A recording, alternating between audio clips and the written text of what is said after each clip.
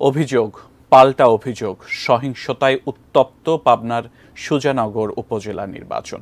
কড়া নিরাপত্তায় প্রচারণা চালাচ্ছেন প্রতিদ্বন্দ্বী প্রার্থীরা। সুজানগর থেকে বিষয়ে আরও জানাতে আমাদের সাথে সরাসরি যুক্ত হচ্ছেন সহকর্মী রিজভি জয়।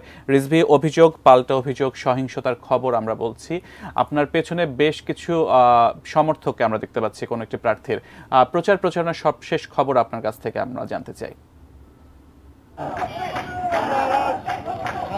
ধন্যবাদ সিয়াম। আসলে উত্তাপ উত্তেজনা এবং সংঘাত সহিংসতা থাকলেও শেষ মুহূর্তে নির্বাচনী প্রচারণা কিন্তু একেবারে জমজমাট। আমরা আপনাদের যদি একটু দেখাতে চাই, এখন কিন্তু আনাস মার্কা প্রতীকের পক্ষে এখানকার উপজেলা আওয়ামী লীগের সাধারণ সম্পাদক শাহিনুজ্জামান শাহিন তিনি কিন্তু প্রচারণা চালাচ্ছেন এবং একেবারে বাড়ি বাড়ি গিয়ে বা বিভিন্ন দোকানে গিয়ে তিনি ভোট প্রার্থনা করেছেন এবং আমরা দেখতে পাচ্ছি যে এখানে কিন্তু একটা উৎসবমুখর রূপ কিন্তু লক্ষ্য করা যায়। পরিবেশ সম্পর্কে আমরা একটু জানার চেষ্টা করব।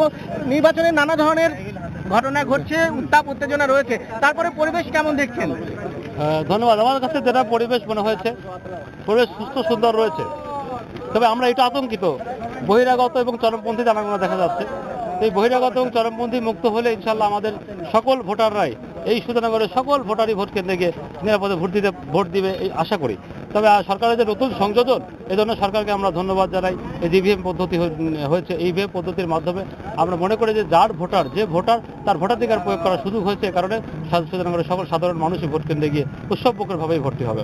আমরা বিগত কয়েকটি নির্বাচনে দেখেছি যে ভোটার সংখ্যার উপস্থিতি একটু কম হয়েছে এবং এবার তীব্র গরম, তো সব মিলে আসলে নির্বাচনে ভোটার উপস্থিতি কেমন হবে মনে করছেন? আবার যেটা মনে হয়েছে যে আমাদের ভোটার উপস্থিতিটা ব্যাপক হবে। এর কারণ হচ্ছে যে এই যে নতুন একটি সংযোজন হয়েছে, মানুষের একটি কিউরিসিটি রয়েছে যে এটা কি, ইভিএম এ ভোট দিলে আসলে কিরকম ভোট দেওয়া যায়, এটা জানার যেমন আগ্রহ। আমরা তো ভোটারদের কাছে যাচ্ছি, দাঁড়ে দাঁড়ে যাচ্ছি, আমরা দেখছি ব্যাপক উৎসাহ উদ্দীপনার মধ্যে দিয়ে মানুষ। ধন্যবাদ। আমরা শুনছিলাম যে ভোটারদের মধ্যে উৎসাহ উদ্দীপনা রয়েছে এবং এর পাশাপাশি গত কয়েকদিনে কিছু সহিংসতার কিছু ঘটনা ঘটার পরে প্রশাসনও কিন্তু কড়া নিরাপত্তা ব্যবস্থায় ঘিরে ফেলেছে এলাকা। তো সব মিলে একটি শান্তিপূর্ণভাবে নির্বাচন অনুষ্ঠিত হবে, এটাই প্রত্যাশা করছেন এখানকার মানুষ। এই ছিল আমার কাছে নির্বাচন সর্বশেষ খবর।